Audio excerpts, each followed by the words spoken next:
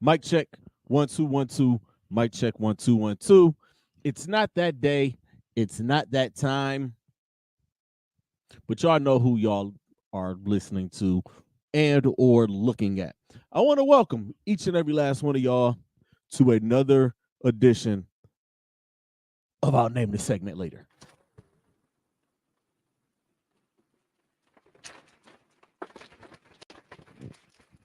I am, of course, your host, Don P. They call me Pizzle. They call me Pie God. They call me Unk. I am the host of Club Pizzle. I am the host of Pizzle's Picks. I am the sole proprietor of the Happy Hour Network. I am also the co-host of Full Disclosure with Jocelyn Brown.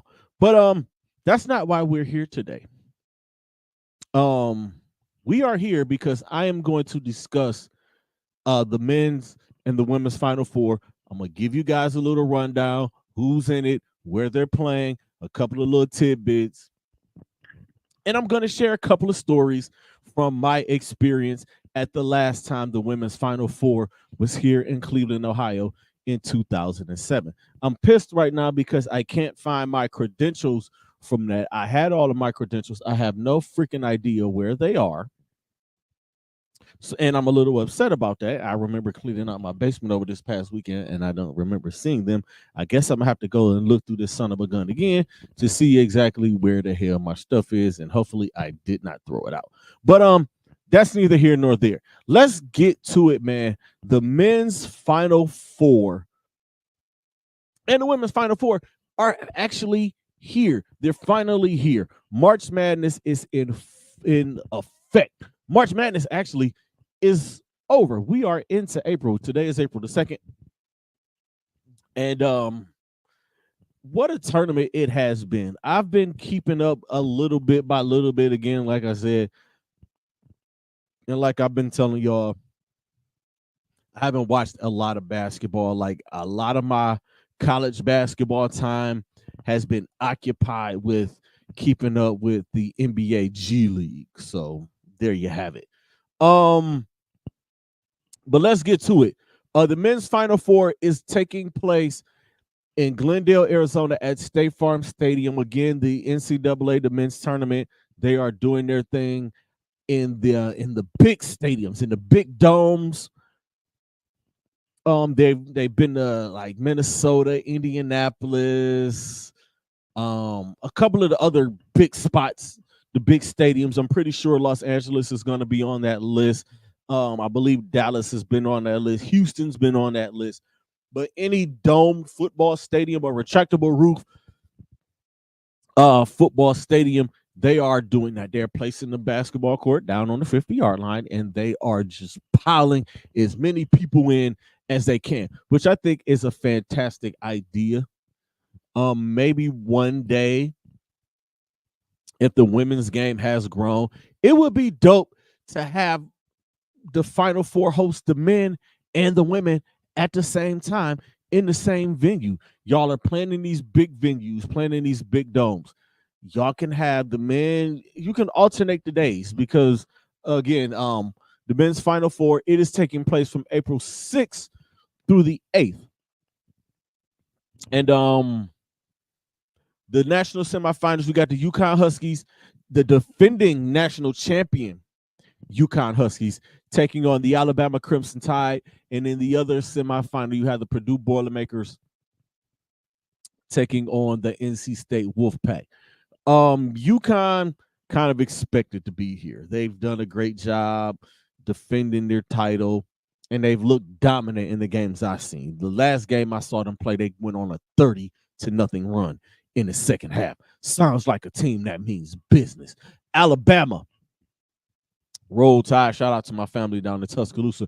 Great road to the Final Four for them. Purdue played in probably one of the best games, if not the best games of the tournament in the regional final against Tennessee this past weekend. And NC State is on a hell of a run, pulling off upset after upset and beating their conference rival Duke. After Duke busted everybody's bracket, they're going to lose in the very next round. I'm not mad. Like, I'm a Duke supporter, so whatever. And this was the year that I didn't pick Duke, and they go to the damn Elite Eight. But it is what it is. But out of those two matchups, and I got UConn winning one semifinal, and I got Purdue winning the other. They are the 2 1 seeds left. And like I said, like when in doubt, go chalk, right? So I'm doubting, so I'm gonna go chalk here. I'm gonna I'll get to my champions at the end of the show. What I'm gonna do here, because like I said, these segments, I'll name the segment later, does not last that long. It's not gonna be long. If I have you guys here for 20 minutes, that's a win for me. If I can get under 20 minutes, that's a dub for myself. But on the women's side, you have the South Carolina Gamecocks taking on the NC State Wolfpack. And in the other semifinal, we have the Iowa Lady Hawkeyes, taking on the UConn Lady Huskies. This will take place, the women's Final Four will take place at Rocket Mortgage Fieldhouse right here in Cleveland, Ohio, from April 5th until the 7th. Y'all see what I'm saying? It would be fire. And this year would really be fire to have both men and women Final Four in the same city, in the same venue, alternate the days. The women, the semifinals on the 5th, the men's semifinals on the 6th, the women's final on the 7th, the men's final on the 8th. You have a whole 4-day weekend full of games. Just anything like, and it would bring some money to the city because I'm seeing some numbers of what the women's Final Four is going to bring to Cleveland. It's a beautiful thing. I think that would be dope. That's just something I'm throwing out there. Maybe as the women's game grows, which, oh my God, it's growing. There are roads to get here. South Carolina is number 1. They've been number 1 since the preseason polls came out. They are undefeated. They have beaten everybody that's been put in front of them. And this is a whole entire new team that Coach Dawn Staley has put out there this year. I think she has 6 young ladies, drafted in the first round this past WNBA draft, which is give it up for Dawn Staley.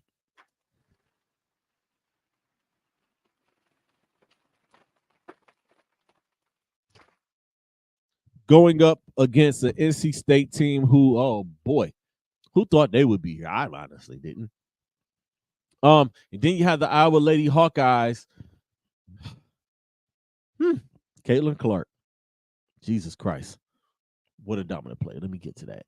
And they are taking on the UConn Huskies, who are going to like their 23rd, 24th Final Four under legendary coach Gino Auriemma. I'm going to stick with my bracket that I filled out in my bracket challenge, which I'm losing right now. Salute to Larry Gardner, who is probably going to win the men's bracket. And my guy Ray Simpson is nipping at my heels on this women's bracket. But I got South Carolina over NC State. I don't think it's going to be close. I think it's going to be a double-digit win. And I'm going to stick with Iowa. And I think this game is going to be a knockdown, drag-out, classic game because you have 2 of the best in women's basketball right now. More than likely, these 2 young ladies are going to go 1-2 in the WNBA draft, which takes place on April the 15th. I'm talking about Paige and I'm talking about Caitlin.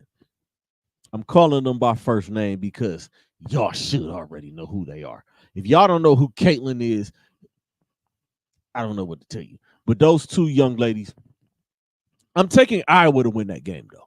So my men's national championship is UConn versus Purdue, and my women's championship is South Carolina versus Iowa.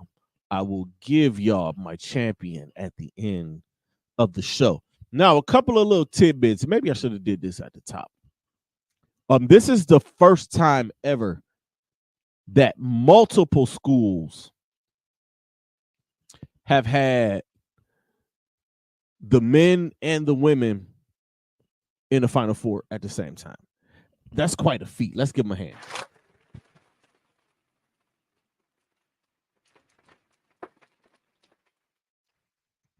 This has only happened, and this is the 14th.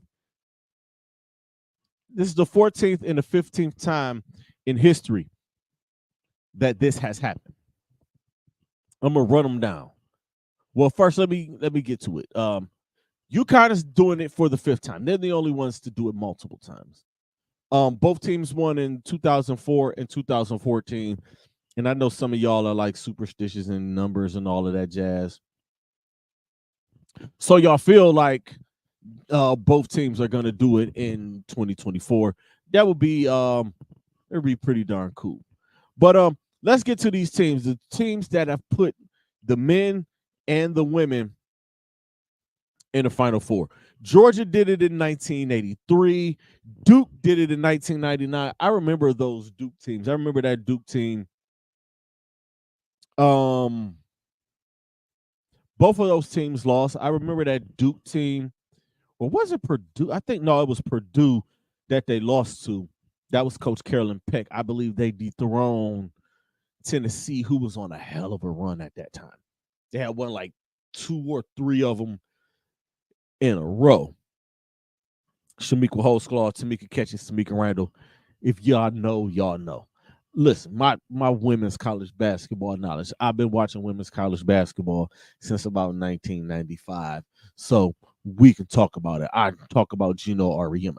I can talk about the late, great Pat Summitt, who I did meet in 2007 when the Final Four was here. May she rest in peace. Such a beautiful soul, sweet lady.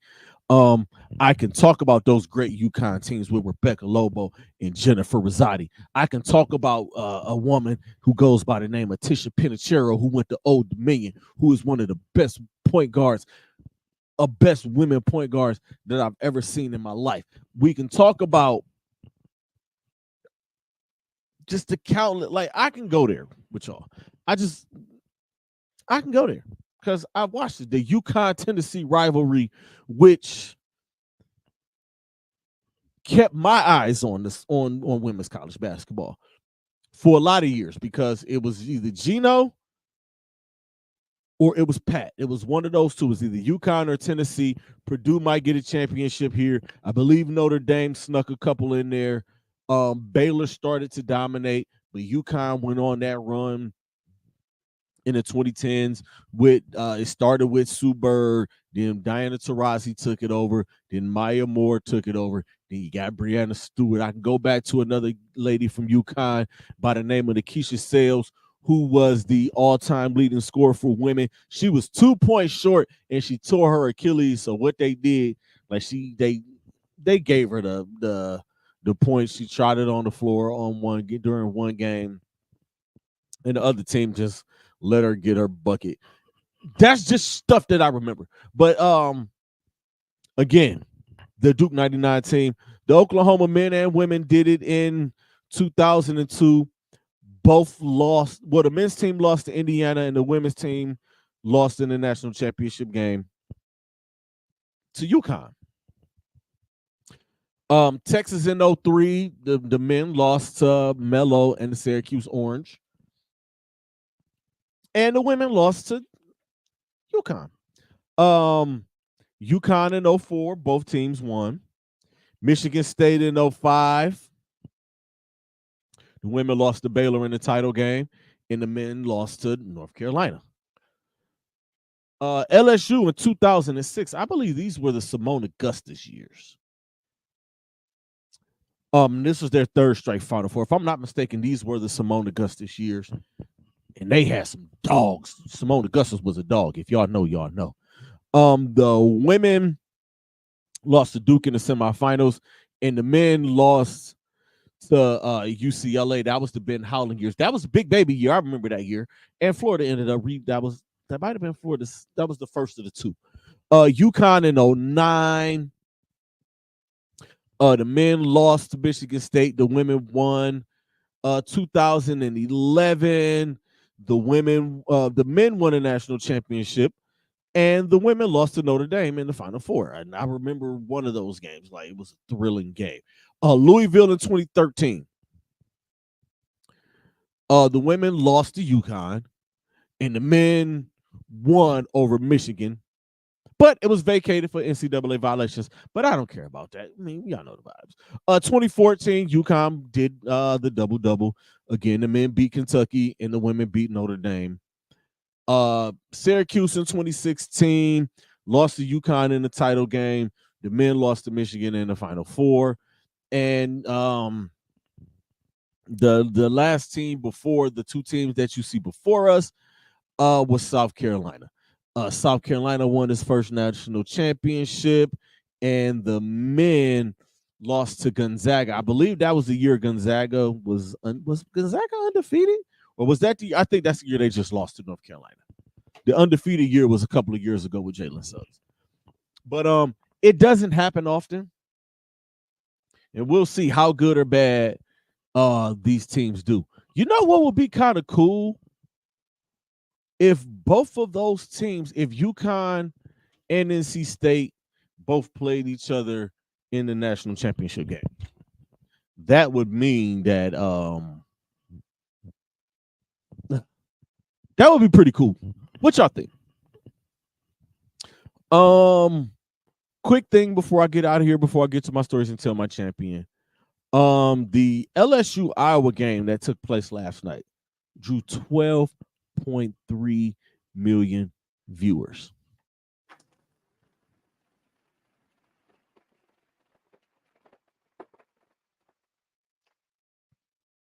That is a huge deal for college basketball, for women's college basketball. They're trying to grow the sport. This is a step in the right direction to make the WNBA a big deal and to get people to put eyes on the WNBA, even though the WNBA has had some great players over the years. It just seems like this crop with Caitlin Clark and Angel Reese and Paige and a lot of these women, it seems like the WNBA is going to be good for years to come. And the question that I have to y'all out there, and I want to ask you guys, and I want to get answers from you, and I'm going to post this on my Facebook account. I'm going to just post this everywhere. Is why do the women have more buzz than the men? And this has happened for the last 2 years, or it seems like for the last few years. I just want to throw that question out there to y'all, because I'm looking at the minimum ticket prices. For the men, it's $571. For the women, it's $970. That's a crazy, crazy number. Now, before I get out of here, I am at 18 minutes. Oh well, man, we'll just go to 25 or whatever. The last time the Final Four was here, that was 2007. I believe Tennessee beat Rutgers. That actually, if y'all don't remember, that was the Don Imus nappy head hoes comment thing. That was that year. Coach C. Vivian Stringer, the late great Pat Summitt. That was the championship game. I actually remember watching college basketball or women's college basketball. Candace Parker was at Tennessee. Ivory Latta was at North Carolina, and I remember everybody was watching Ivory Latta. I'll never forget that. It was pretty crazy. It was actually kind of funny. Just like all of us guys, like, crazy guys, right? But I remember being there and being around and having the opportunity to meet Pat Summitt, who again was such a sweetheart, such a sweet lady. I actually was doing some work with ESPN at that time. I I was just like local, and I was doing local paid intern work. I was basically like helping. I was a helper. If they needed something, ran to somebody's hotel room or something. That's what I did, and they paid me pretty damn good for that time. I won't tell y'all the number. It's just known that it was a pretty. The number was. Listen, let me tell y'all. I met Linda Cohen, ESPN's Linda Cohen. So nice, so cool. I met Rebecca Lobo. She was tall. I remember looking at her like, oh, wow, you are tall. She was very, very friendly. And I can remember having basketball talk or having a basketball conversation with the great Nancy Lieberman. I was talking to, it was me and I believe my guy's name was Brian, that it was me and him. Like, we were just chilling and just sitting around talking about stuff. And I brought up Vonda Ward's name. If y'all know Vonda Ward, the boxer, yes, Vonda Ward, that Vonda Ward. I remember I brought her name up and she was like, what do you know about Vonda Ward? I say, Vonda Ward is from Cleveland. I say, Vonda Ward played at Trinity. Vonda Ward went to, I believe, Tennessee. She was a basketball player, but we knew her as the boxer. And she was knocking people out before Ann Wolf knocked her out. And I remember sitting there just having these conversations. And at this time, I am all of 24 years old. Just as a 24-year-old kid, actually getting to sit around and talk basketball with a basketball legend and pick a basketball legend's brain.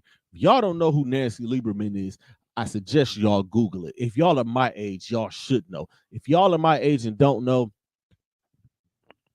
I don't know what to tell y'all. But that was a great experience for me. I did have an opportunity to meet Ivory Latta because they had the WNBA draft the day after the championship game. And I had a chance to meet a lot of them. I can't think of who all was in that draft, but I do remember Ivory Latta was in that draft. I think Candace may or may not have stayed in school. I'm trying to remember, but I do remember meeting Ivy. Let me go to it real quick. Oh, that was the Lindsey Harding draft. Okay, there we go. I met Lindsey. Who else was in that draft that I remember meeting? It was Ivory Latta, Kamisha Hurston. I remember meeting. Jessica Davenport. It was a few of them. Noel Quinn, because they had the draft at the Renaissance downtown in Tower City. I do remember that. Like, it was a great, great experience for me. And again, man, and to be able to say, hey, I got to sit down and talk a little bit of basketball with the great Nancy Lieberman, which was great. Before we get out of here, we got 23 minutes. We gonna end this thing at 25. On the national championship side, for the women, I have Dawn Staley in the South Carolina Lady Gamecocks finishing the undefeated season, defeating Iowa in what I think is going to be a superb game. I wish I could go to it. And on the men's side, I got UConn becoming the first repeat champion since Florida did it in 06 and 07. That's just how I feel. Those are just my predictions. Those are just my opinions. And with that said, y'all, I'm going to get out of here. Make sure y'all tune in to the Happy Hour Network this Thursday. You got a double dose. You got Club Pizzle at 8 o'clock.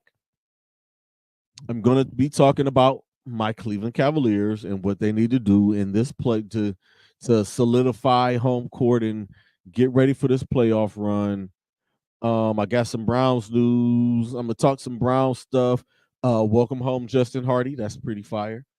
And at 9 o'clock, special WrestleMania edition of Pizzle's Picks. I'm going to pick all 13 matches on the WrestleMania card. So y'all know what it is, man. Always protect your peace, protect your energy.